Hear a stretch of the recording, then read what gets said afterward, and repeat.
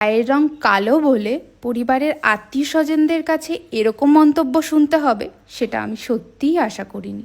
আমার জেঠুর মেয়ে, মানে যে আমার বোন, যার কথা তোমাদেরকে একটা ভিডিওতে শেয়ার করেছিলাম, আজকে তার কথাই বলবো।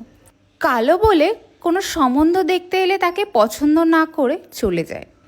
কিন্তু কিছুদিন আগে আমাদের আত্মীয় পরিজনের ভেতরে একজন বোনের সম্বন্ধ নিয়ে আসার কথা বলল। তিনি প্রথমেই একটা কথা জানিয়ে দিলেন, মেয়ের গায়ের রং কিন্তু কালো, ছেলে পড়াশুনো জানে না, সেটাকে তোমাদের মেনে নিতে হবে। মেয়ে যতই পড়াশুনো জানুক, গায়ের রং কালো বলে এটাই তার বড় খুঁত।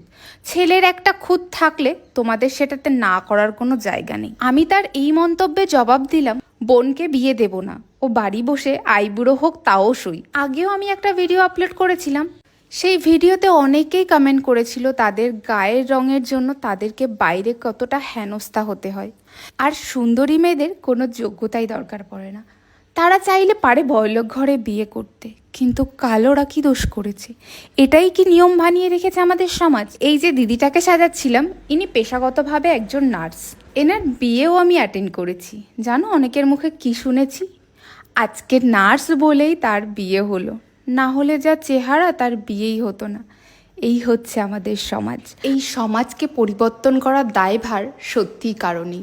কিন্তু আমি মনে করি তোমার আশেপাশে বা তোমাদের আশেপাশে যারা এরকম মন্তব্য করা মানুষগুলো আছে, তাদেরকে মুখের ওপর জবাবটা দেয়া জরুরি, যাতে তারাও বুঝতে পারে তারা সঠিক বলছে না। তোমরা জানিও তোমাদের মতামত, আমি কি তাকে জবাবটা দিয়ে ভুল করেছি?